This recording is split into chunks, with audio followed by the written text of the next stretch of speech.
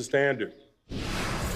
Ain't no shying away from it. Spurs and Thunder ain't friends. San Antonio was looking to go 4-0 on OKC to this point in the season. Early first quarter, we're tied at 5.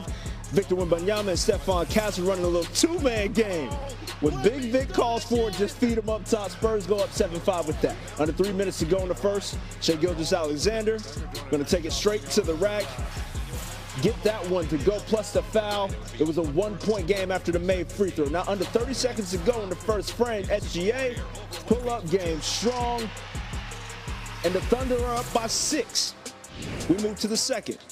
Under 8 minutes to go. It's a 2-point lead for the Thunder. A.J. Mitchell splits the defenders, pass up to Isaiah Joe, who lays it in. It's now a 4-point game. Under 4 minutes to go. Alex Caruso, pump fake, gets him in the air. That one's over the other half of French Vanilla. That goes plus the foul. It was a 3-point game at the break. Under 9 minutes to go. Thunder up by 6, and Jalen Williams in transition lays it in. Around 4 minutes to go in the third. It's now a 13-point game, and Williams gets the interception and takes it the other way. Coast to coast for the slam. He had 20 points. Thunder up 84-69 at that point. Under a minute to go in the third. SGA from the left wing, Cash. He had 15 in the third frame alone, and the Thunder dominate that frame to go up 92-74. Just over 2 minutes left. Caruso from the right wing is Cash as well. A 119-98 victory. SGA with thoughts on how much this felt like a gotta-have-it game. We kind of had no choice. We all knew when we woke up this morning. This team had got the better of us the last 2 times we played them. And that doesn't happen to this group. It doesn't happen a lot. I can't remember the last time it's happened. But yeah, uncomfortable feelings and adversity is where you find growth and find who you are. And we showed it tonight. Now it's just about, now from here on, it's just about getting better. Tonight wasn't our Super Bowl. It wasn't anything else in another game on an 82-game season. We got to find ways to get better. We could have did things better tonight, and we'll continue to do so and learn from them.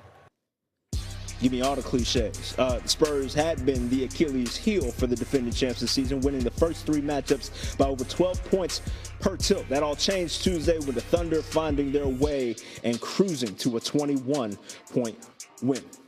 Now we have not only NBA champ, but also Dancing with the Stars champ, Iman Shumpert, here with us. Iman, Spurs had the Thunder's number coming into Tuesday night, but OKC responded with a vengeance. What changed in this game for the Thunder?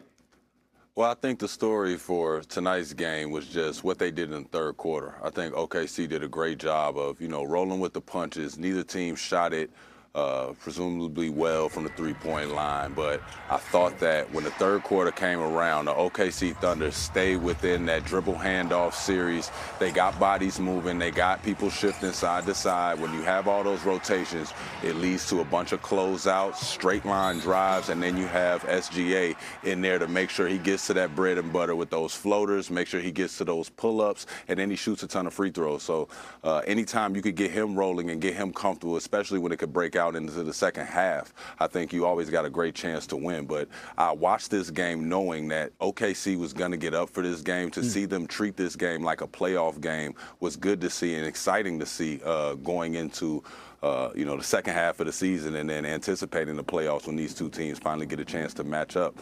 It's going to be some exciting stuff to see. No question. SGA might have downplayed it just a little bit, but we know what it was. After you lose 3 straight to one team, you still want to get that get back. There's nothing wrong with it.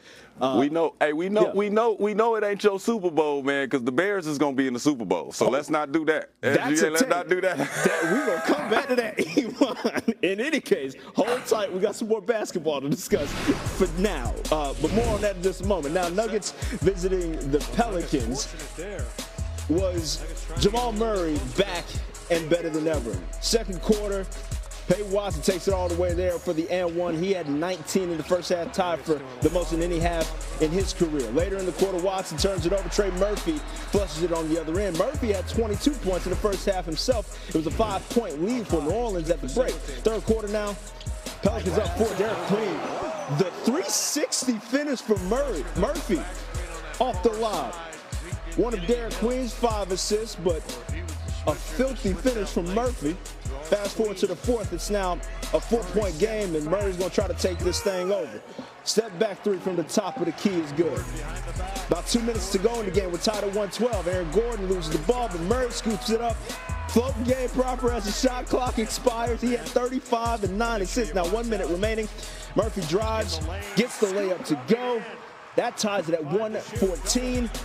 An ensuing Denver possession. Eventually, Watson gets to a spot, drains the jumper, 31 points on the night for him. And the next time down for Denver, Murray finding Gordon for the jam. Nuggets survive this one, take it 122 to 116. So let's discuss that matchup in particular, because what the Nuggets have done, won 4 of their last 5 without Nikola Jokic and a couple other starters. How are they still able to maintain their winning ways without their MVP and then some? I think that they just played a certain brand of basketball that we've even watched. Doesn't stop whether they plug in Jokic, whether they bring in a guy off the bench. I think that the Denver Nuggets don't get enough credit for the way that they play basketball. They push the tempo. They make sure they move the ball and move the people. You never see the ball stuck on one side. They don't really go to the ISO a lot. It's always at the end of a shot clock after they've already exhausted all options. I think they are one of the better teams when it comes to throwing the pitch ahead, making sure their wings get a shot to look at it, make sure they get it to their pinch post and get actions to happen. They do not play you with ISOs, they play you with actions. So when you have that and you combine it with a late game player in Jamal Murray, it's tough to beat those guys. They had a couple of other additions. Tim Hardaway, I believe, got in there and mixed it up off the bench and shot it well for them. But they play a certain brand of basketball where they're going to be bringing it downhill, they're going to take what you give them, and they're going to play hard on both ends. They don't get enough credit for it. Philosophically, they are certainly sound, without question. That's what's going to carry you when you absolutely need it to. Now, keeping with the theme of injuries, a second opinion may have changed the fortune for one Anthony Davis and his potential trade prospects. According to Shams, the timeline for return from ligament damage in his left hand went from several months to a reevaluation in 6 weeks in a matter of hours. The Mavericks forward has only played 29 regular season games since his arrival nearly a calendar year ago. Now, with Davis out until close to playoff time, but with Shams also reporting that teams still may be interested in trading for AD. If you were a playoff contender, would you take that risk on AD's health and trade for a postseason run with that brother? I'm biased. I'm a Chicago guy. I love AD. I understand all the Mr. Glass references. I understand that he's been going through some tough times with these injuries.